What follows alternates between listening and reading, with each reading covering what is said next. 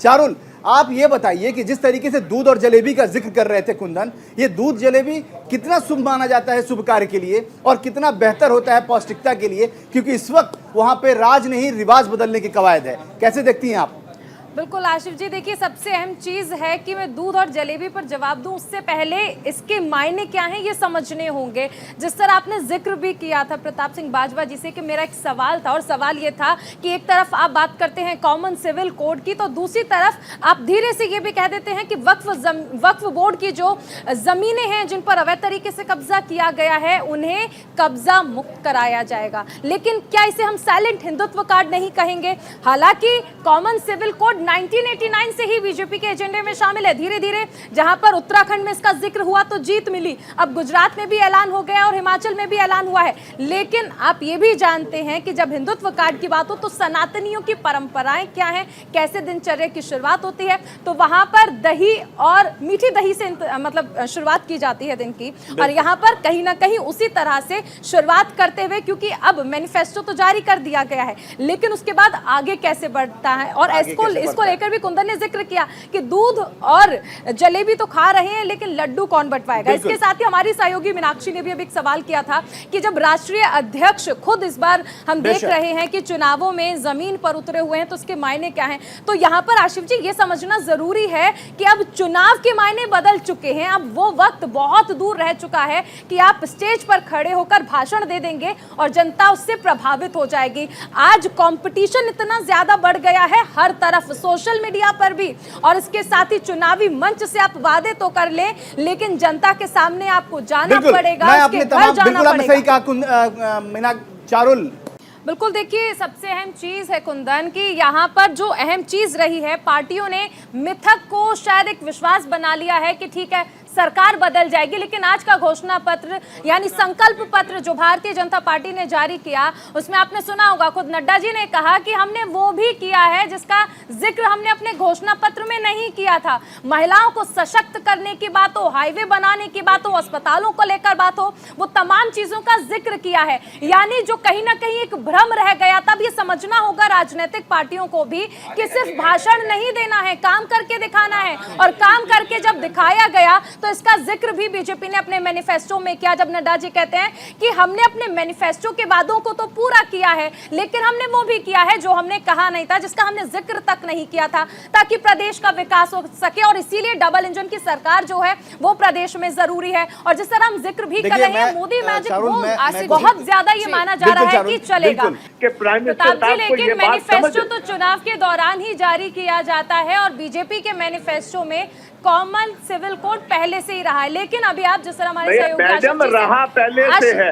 बाजवा जी मेरा सवाल ये है कि अभी जब बात की गई कि राहुल गांधी प्रचार में क्यों नहीं आते हैं, तो आपने कहा कि वो भारत जोड़ो यात्रा कर रहे हैं, लेकिन कांग्रेस की ही जो प्रदेश अध्यक्ष हैं प्रतिभा जी, उन्होंने तो इशारों में इस बात पर सवाल उठाया था कि जितनी मेहनत इंदिरा जी ने करी है उतनी मेहनत अगर नए लोग कर दें, जिसमें सीधा इशारा प्रियंका जी और राहुल जी पर था कि अगर वो कर लेते तो पार्टी मजबूत हो जाती। तो फिर जब कांग्रेस खुद ही सवाल उठाएगी तो फिर कोई और क्यों नहीं उठाएगा? देखिए आशिफ जी, जिस तरह हम जिक्र कर रहे थे कि अगर हम आंकड़ों की बात कर ले तो कांग्रेस के पास इस बात मजबूती में कोई फैक्टर नजर नहीं आ रहा है। हालांकि कुछ चीजें ऐसे हैं कि अगर मिथक पर जाएं, क्योंकि 80 के दशक से यहाँ पर एक मिथक है कि एक बार कांग्रेस एक बार बीजेपी, एक बार कांग्रेस एक बार बीजेपी।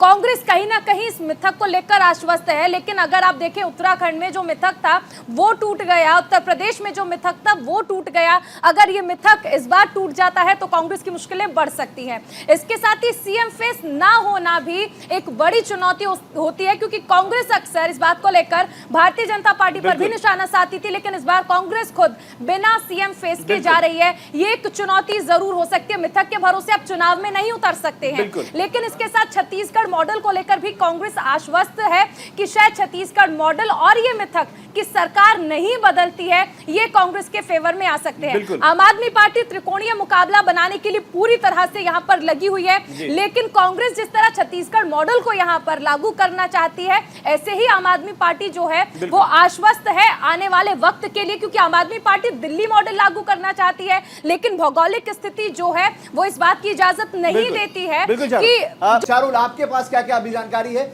धीरे धीरे करके आप बताइए, क्योंकि तमाम दर्शकों की उत्सुकता भी बनी रहनी चाहिए कि आखिर आगे आने वाले समय में हम क्या क्या उनके सामने रखने वाले हैं।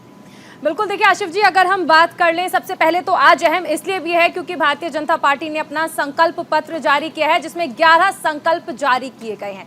लेकिन यहां पर 3 पार्टियां पूरी तरह से मजबूत नजर आ रही हैं। हालांकि बीएसपी ने एंट्री थोड़ी लेट की है। 68 में से 68 सीटों पर 55 उम्मीदवारों का जो ऐलान किया गया है।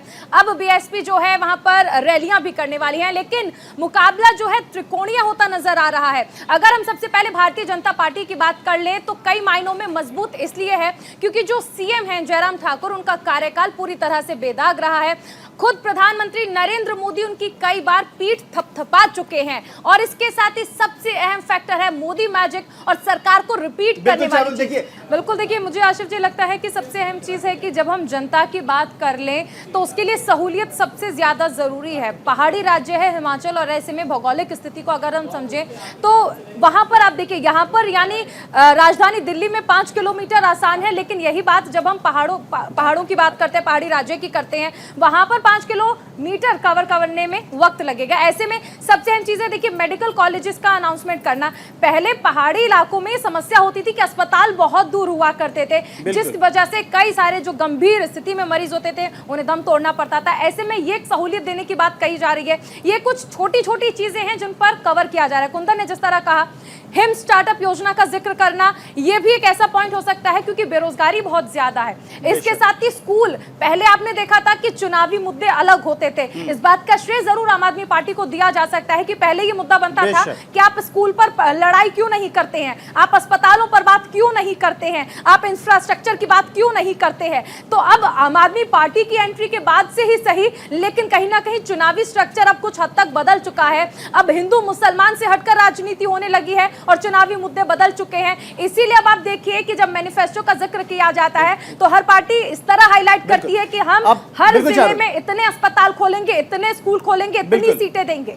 बिल्कुल, देखिए आशिफ जी, सबसे अहम चीज़ है जिसका हमने पहले भी जिक्र किया था कि अब वक्त बदल चुका है, चुनाव में तरीका बदल चुका है। देखिए पहले बैलेट पेपर हुआ करते थे, लेकिन आज देखिए ईवीएम आ चुकी है, यानी चुनाव का तरीका पूरी तरह से बदल चुका है। अब नेता अगर स्टेज पर भाषण देकर ही चले जाएंगे और जनता के सामने नहीं जाएंगे तो शायद जनता को मनाना मुश्किल है। पहले चीजें अलग थी, अब चीजें अलग हो चुकी हैं। टेक्नोलॉजी इतनी आगे बढ़ चुकी है, आप एक चीज अगर नेता गलत दे दे तो तुरंत सोशल मीडिया पर उसे ट्रोल कर दिया जाता है। यानी जमीन पर भी आपको मजबूत होना है, सोशल मीडिया पर भी आपको मजबूत होने की जरूरत है और ये बात अब हर पार्टी समझ चुकी है। ऐसा नहीं है कि भारतीय जनता पार्टी ही अनोखी ऐसी पार्टी है जो कि जिसके बड़े बड़े स्टार कैंपेनर जो हैं जनता के पास जा रहे हैं। बिल्कुल, हर पार्टी एक सवाल आपने मुझसे किया था, मैं उस सवाल का है। जवाब भी आपको देना चाहूंगा। आपने एक सवाल किया था जब ब्रेक से पहले हम बात कर रहे थे कि आपने कहा कि हिंदुत्व कार्ड खेलना क्या बीजेपी की ये आवश्यकता है, बीजेपी की मजबूरी है या फिर बीजेपी की जरूरत है।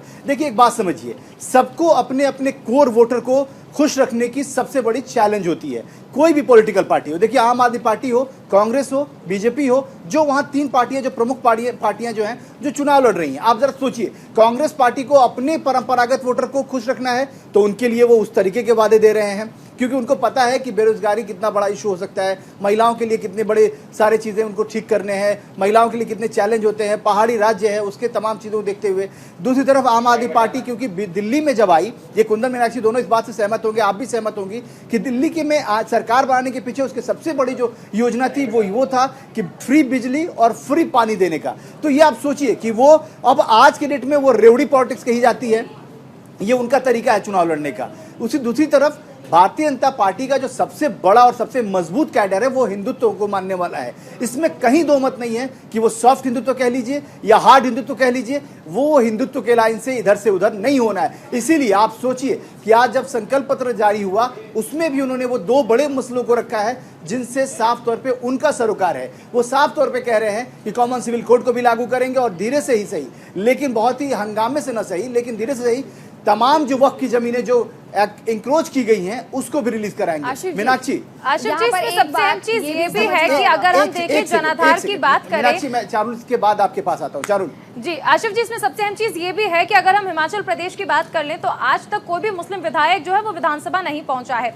इसलिए बीजेपी अपना जो कोर एजेंडा है हिंदुत्व, उसके जरिए हर बार हर राज्य में चुनाव में तो उतरती है, लेकिन वो ये भी जानते हैं कि अगर हम देखें तो 2 से 2.5 लाख ही मुस्लिम वोटर्स हैं, यानी वो जानते हैं कि उनका टारगेट कौन है और उस टारगेट को ध्यान में रखते ही मैनिफेस्टो में देखिए, पहाड़ी राज्यों में बिल्कुल चारुल, पहाड़ी राज्यों में इसका फायदा बीजेपी को मिलता रहा है।